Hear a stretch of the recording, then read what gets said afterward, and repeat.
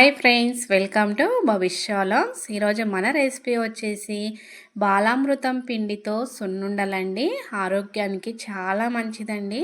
మనకు అంగన్వాడీలో ఇచ్చే బాలామృతం పిండిని చాలామంది ఆవులకి అలా పడేస్తూ ఉంటారు కదా ఫ్రెండ్స్. అలా చేయకుండా ఇలా ఒక్కసారి ట్రై చేయండి. ఇలా చేసి పెట్టారనుకో పిల్లలకు ఇంకా హెల్తీ అండి. మనకు ఆల్రెడీ బాలామృతం పిండి అంటేనే ఆరోగ్యానికి చాలా మంచిది. అలాంటి పిండిని ఇంకొంచెం ఆరోగ్యంగా ఉండేలా ఇలా ట్రై చేయండి. ఇక్కడ మినప్పప్పు అలాగే బాలామృతం పిండితో సున్నుండలు అయితే చేశానండి. పిల్లలకు కూడా పెద్దలు ప్రతి ఒక్కరూ కూడా వీటిని తీసుకోవచ్చండి. ముఖ్యంగా మనకు ఈ మినపగుళ్ళలో వీటిని ఉద్దిబ్యాళ్ళు అని కూడా పిలుస్తామండి. ఇక్కడ పొట్టు ఉన్న ఉద్దిబ్యాలను అయితే 1 కప్పు తీసుకున్నాను.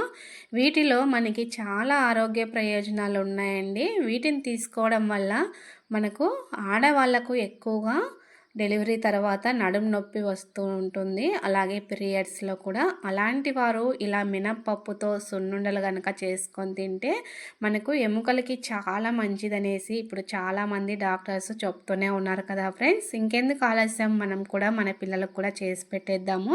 ఇప్పటి నుంచినే వాళ్ళు తిన్నారనుకో వారికి జీవితంలో ఎప్పుడూ కూడా ఇలాంటి ఆరోగ్య సమస్యలు రాకుండా ఉంటాయండి. ముందుగా వీడియోకి ఒక లైక్ చేసి చూసేద్దాం ఫ్రెండ్స్. ఇక్కడ 1 కప్పు మినపగుళ్ళను బాగా రంగు మారేంత వరకు వేయించుకోవాలి. అవి రంగు మారిన తర్వాత మంచి వాసన అయితే వస్తుంది ఫ్రెండ్స్. ఇప్పుడు వాటిని పక్కకు తీసుకొని ఒక 2-3 స్పూన్ల నెయ్యిని వేసుకొని, ఇక్కడ బాలామృతం పిండి అండి ఇది. దీనిని ఒక 4 కప్పుల పిండిని వేసుకొని నెయ్యిలో ఒక 2 నిమిషాలు అలా వేయించుకోండి. మనకి టేస్ట్ బాగుంటుంది ఇలా వేయించుకోవడం వల్ల. ఇక్కడ ఈ పిండి అనేది మనకి క్వాంటిటీని బట్టి వేసుకోవచ్చండి. నేనైతే 1 కప్పు మినపప్పుకి 4 కప్పుల బాలామృతం పిండిని అయితే వేసుకున్నాను. ఇంకా తగ్గించి అయినా వేసుకోవచ్చు, టేస్ట్ బాగుంటుంది. ఇప్పుడు మనం ముందుగా వేయించుకున్న ఉద్దిబ్యాళ్ళు చల్లారినాయి కదా. ఇప్పుడు వీటిని మిక్సీ జార్లో వేసుకొని గ్రైండ్ చేసుకుందాము. మరీ మెత్తని పౌడర్లా కాకుండా కొంచెం బరకగా ఉండాలి. ఇలా మనము చేత్తో అంటే కొంచెం మనకి తగులుతూ ఉండాలి దరకలాగా. ఇప్పుడు ఇందులోనే 1/2 కప్పు బెల్లాన్ని మెత్తగా దంచుకొని వేసుకుంటున్నాను. ఒక 1/2 టీ స్పూను ఇలాచీ పౌడర్ని కూడా వేసుకోండి. పౌడర్ లేకపోతే ఒక 2-3 ఇలాచీ యాలక్కాయలని వేసుకోండి. వీటన్నింటినీ ఇలా బాగా గ్రైండ్ చేసుకొని ఒక ప్లేట్లో తీసేసుకుందాము.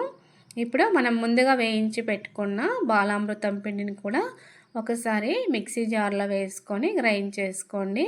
ఇందులో మనకి చక్కెర ఉంటుంది కదా ఫ్రెండ్స్. ఇంకా మనకి ఇక్కడ స్వీట్ అనేది ఎక్కువగా పట్టదు.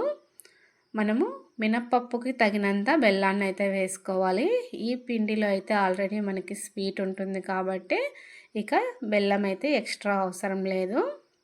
దీన్ని కూడా గ్రైండ్ చేసుకొని ఇప్పుడు ఈ రెండింటిని బాగా కలిపేసుకుందాము. చాలా ఈజీగా చేసుకోవచ్చు ఫ్రెండ్స్. పిల్లలకు కూడా హెల్త్కి చాలా మంచిది. ఈ పిండిని పడేయకుండా నెక్స్ట్ టైము ఇలా ట్రై చేయండి. ఇప్పుడు నెయ్యిని వేడి చేసుకుందాము.